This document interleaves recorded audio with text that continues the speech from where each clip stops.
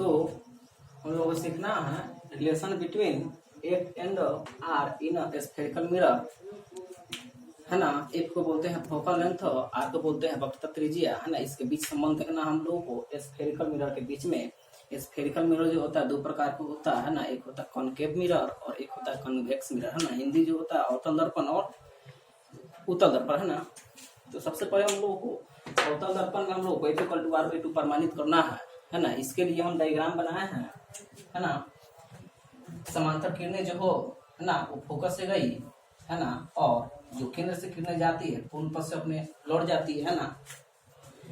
परिवर्तन के नियम से हम लोग ये थीटा तो ये थीटा, है ना, ये थीटा तो ये 2 थीटा हो गया, आपको बता देते हैं, थोड़ा सा दिमाग लगाएंगे, है ना। ये आपको लंब हो गया, हम इसको एम मान लेते हैं, है ना। ध्यान से देखो कि इसमें 2 त्रिभुज हम लोगों को दिखाई दे रहा है। एक त्रिभुज, जो दोनों त्रिभुज समकोण त्रिभुज है, जैसे हम तुमसे बोले, ध्यान से देखो एम सी पी, देखो तो ये भी एक समकोण त्रिभुज है ना। ये कोण थीटा, है ना, ये भी समकोण त्रिभुज है ना। और एम एफ पी ये भी समकोण त्रिभुज है ना। तो इसमें हम लोग रिलेशन देखना है, तो दोनों त्रिभुज में देख लो क्या क्या करना है। फॉर्मूला याद रखना पड़ेगा सभी लोगों को, है ना। tan थीटा बराबर लंब बटा में आधार होता है ना। tan थीटा बराबर लंब बटा, ये 10 वाले लोगों को नया लग रहा होगा, ये मिलेगा आपको एक आध महीने में, आपको मिलेगा ना। tan थीटा बराबर लंब बटा आधार, और इसको थोड़ा सा मैथमेटिक्स इसका समझ लो। तुमसे बोले कि समकोण त्रिभुज हो गया, है ना। समकोण त्रिभुज किसको बोलते हैं? जिसमें कोण 90 डिग्री का हो, है ना। तो ये 90 डिग्री का कोण हो गया, है ना। और समकोण त्रिभुज में हम लोग जानते हैं कि लंब होता है, आधार होता है और कर्ण होता है ना। कर्ण किसको बोलते हैं? सबसे लंबी भुजा को कर्ण बोलते हैं। इसमें से सबसे लंबी भुजा कौन है? ये है, इसको कर्ण बोलेंगे हम लोग।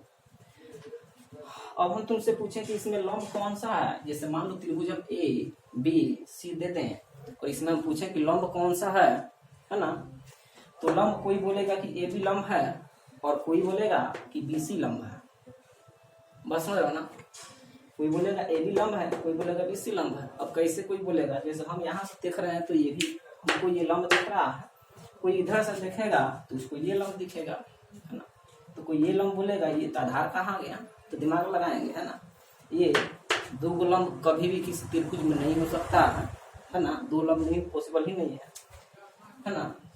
तो अब इसको लंब आधार किसको बोलेंगे? तो ये डिपेंड करता है थीटा पर, है ना। मतलब क्या कि अगर हम ये थीटा ले लिए ना, तो इसके सामने वाला जो होता है वो लंब होता है, जिससे थीटा अटैच है नीचे, उसको आधार बोलते हैं ना। यही पर हम बोल दें तो दिमाग लगाऊ ना, ये हो गया यहाँ लंब और ये क्या हो गया? आधार हो गया। लेकिन देखो थीटा अगर बदलते हैं, जैसे हम पूछें ये त्रिभुज हुआ ए बी सी, हम थीटा इसको ले लेते हैं, तो कर्ण तो हमेशा फिक्स होता है, कर्ण तो हमेशा फिक्स होगा, है ना। सबसे लंबी भुजा को आधार और लंब में प्रॉब्लम है। तो अब देखो, अब यहाँ लंब जो है आपको बता देते, देखो थीटा के सामने का ये हो जाएगा क्या? लंब हो जाएगा, और थीटा से जो अटैच है आपको बता देते वो क्या हो जाएगा? आधार हो जाएगा। मतलब क्या? आधार और लंब ये डिसाइड होता है किससे? थीटा से डिसाइड होता है ना। तो यहाँ हम बोल देंगे, है ना। बस यही मैथमेटिक्स इसमें लगेगा, आपको बता देते हैं ना, थोड़ा सा दिमाग लगाएंगे। तो ये फॉर्मूला याद रखना पड़ेगा। अब देखो इसमें हम आते हैं त्रिभुज, ये मैथमेटिक्स थोड़ा सा याद रखना पड़ेगा। परिवर्तन का नियम है, ये थीटा तो ये थीटा, ये थीटा तो ये एकांतर कोण से, और ये 9th में जाकर थ्योरम पढ़ना आपको बता देते हैं ना कि ये थीटा है ना, तो ये 2 थीटा का हो जाएगा, आपको बता रहे टोटल ये कोण देखो ना, इससे है ये। तो इसमें 2 भाग में ये थीटा हो गया, ये थीटा हो गया, है ना। एगो थीटा है तो 2 थीटा, तो ये भी कितना हो गया? 2 थीटा। वही तो बातें हैं किए हैं ना, बात समझे। तो अब हम लोग चलेंगे, आपको बता देते हैं त्रिभुज। देखो तो त्रिभुज एम सी पी में, त्रिभुज एम सी पी में देखो तो tan थीटा, इसका थीटा है ना, tan थीटा है ये। तो tan थीटा पर हम फॉर्मूला क्या देते हैं? लंब आधार। तो देखो ये थीटा हो गया, तो इसके लिए लंब कौन हो जाएगा? M P. आधार इसका कौन हो जाएगा? C P. ये 2 त्रिभुज है सी पी। तो देखो अगर इधर भी tan ले लें हम तो थीटा बराबर आपको MP बटा में CP, इसको समीकरण 1 मान लो, है ना। अब त्रिभुज, छोटा वाला त्रिभुज में आओ, MFP में, MFP में देखो तो tan, देखो तो यहाँ थीटा लिया था क्योंकि थीटा था tan थीटा, लेकिन अब इस त्रिभुज में लिया था यहाँ तो थीटा है, तो यहाँ tan 2 थीटा बराबर देखो इसके लिए लंब कौन होगा, ये होगा MP बटा में इसके लिए धार कौन होगा FP है ना। तो देखो tan अगर इधर ले लें हम तो 2 थीटा बराबर हो जाएगा MP बटा में FP, समीकरण 2 मान लो। देखो तो समीकरण 1 का मान अगर 2 में रखा जाए, यहाँ थीटा के जगह पर देख लो, समीकरण 1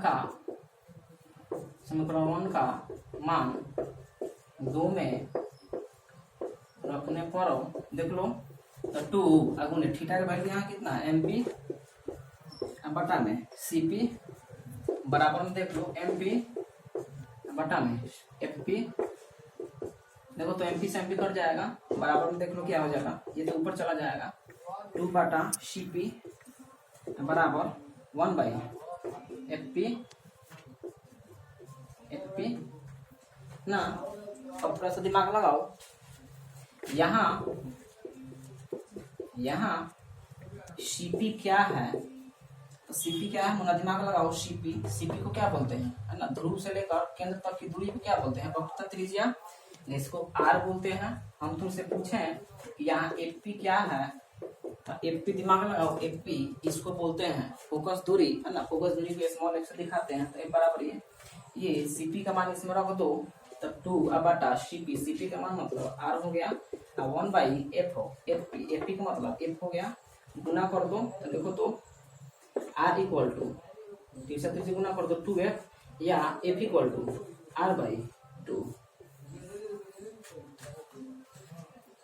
तो अब हम लोग सीखेंगे कि उत्तल दर्पण में F equal to R by 2 कैसे प्रमाणित करेंगे। तो उत्तल दर्पण में देख लो, ये उत्तल दर्पण में समांतर किरणें आती है ना, तो ऐसे लौट जाती है, प्रतीत होती है, आपको डॉट लाइन से इसलिए दिखाया है कि इसमें काल्पनिक प्रतिबिंब बनता है, यहाँ से लौटी, उसके बाद केंद्र से जाते हुए आपको बता देते हैं, उसी उन पर से लौट जाती है, ये सब पीछे बताए हैं आपको, पीछे वाला वीडियो में दिमाग लगाएंगे। परिवर्तन के नियम से देखो तो ये थीटा, तो ये थीटा आपको बता देते हैं, तो ये थीटा आपको बता देते हैं, तो ये कितना हो जाता है 2 थीटा, है ना, बस पीछे वाला है आपको बता देते हैं ना।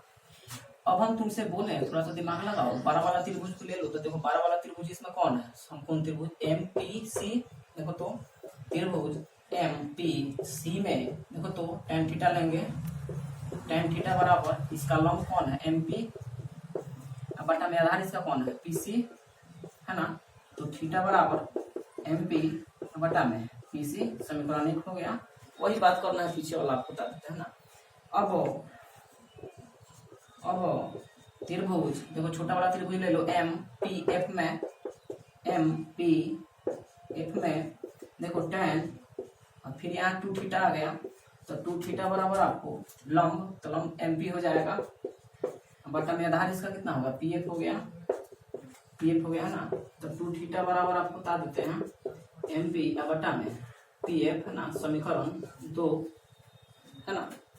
अब वही काम करना है, समीकरण 1 का मान समीकरण 2 में रखने पर, है ना, समीकरण 1 का मान समीकरण 2 में रखने पर देख लो